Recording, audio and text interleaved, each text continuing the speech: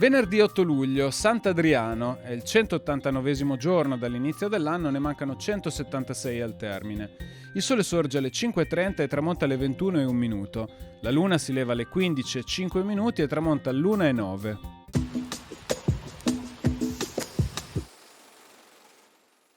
L'imperatore Ladislao d'Ungheria cede a Venezia Zara, Pago, Novograd e i diritti regi su tutta la Dalmazia.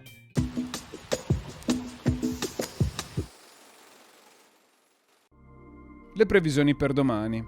In prevalenza cielo sereno o poco nuvoloso. Precipitazioni nulle o molto basse. Temperature senza variazioni di rilievo. Venti in montagna e nelle valli moderati da nord-ovest, in pianura e sulla costa deboli dai quadranti orientali. Mare generalmente poco mosso.